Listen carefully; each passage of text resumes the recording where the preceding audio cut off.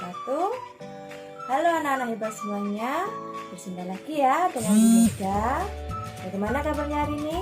Semoga semuanya diberi kesehatan dan tentunya masih semangat bukan buat belajarnya.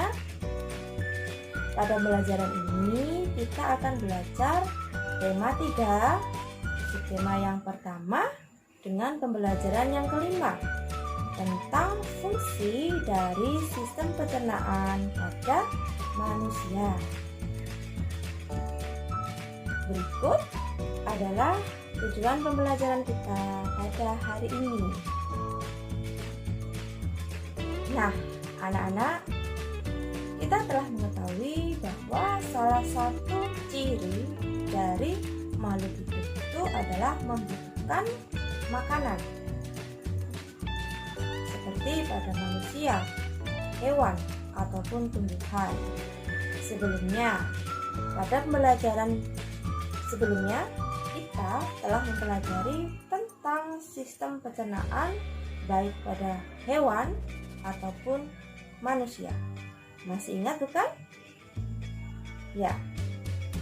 Sistem pencernaan pada manusia itu terdiri dari beberapa organ-organ yang mana membantu proses pencernaan pada manusia.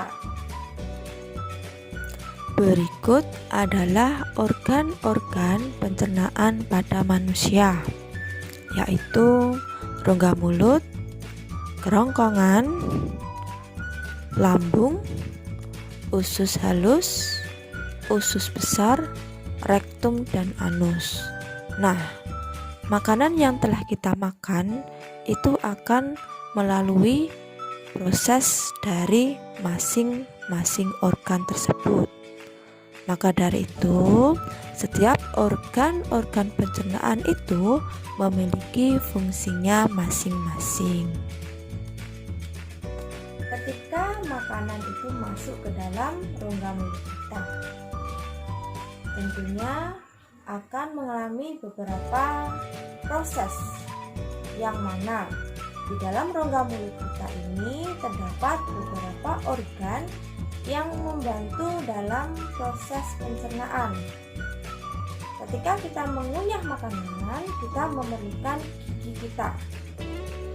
Di dalam rongga mulut juga terdapat lidah, yang mana dia itu akan membantu mendorong makanan masuk ke dalam kerongkongan.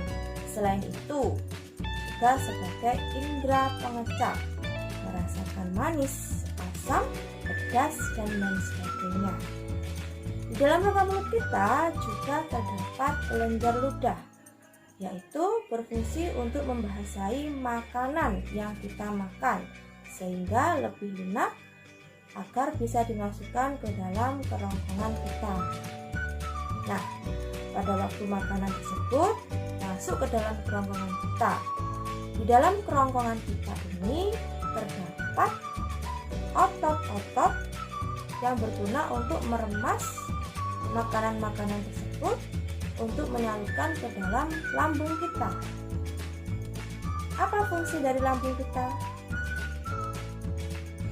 Ketika makanan yang masuk ke dalam lambung, lambung memiliki fungsinya yaitu memecah zat-zat yang terkandung pada makanan tersebut. Karena di dalam lambung kita itu ada enzim-enzim pencernaan.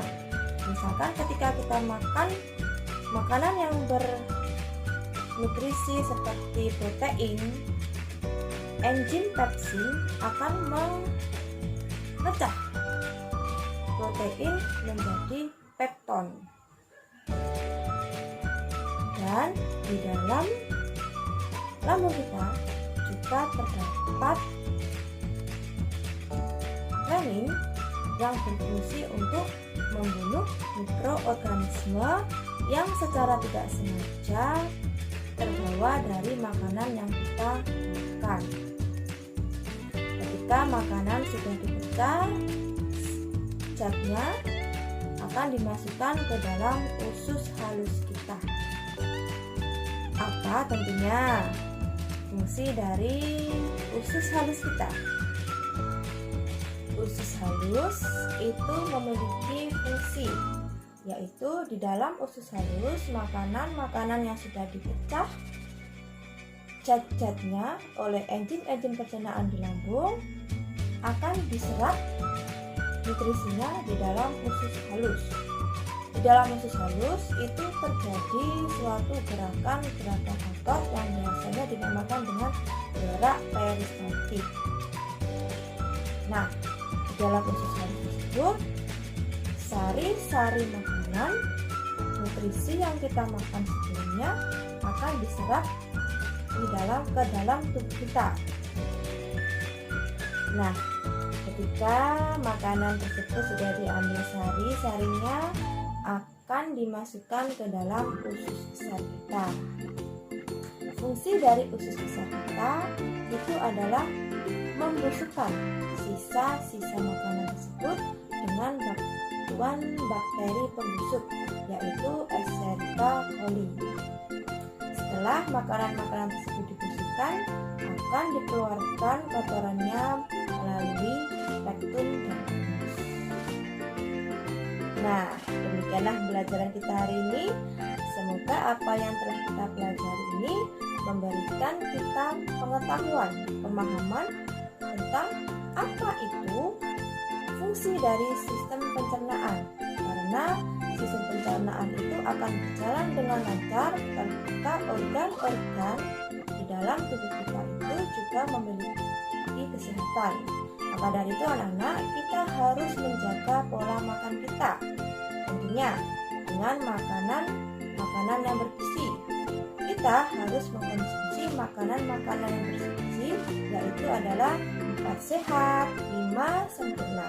Apakah itu? Ya. Baiklah anak-anak, demikian pembelajaran kita hari ini. Semoga memberikan manfaat. Saya akhiri. Wassalamualaikum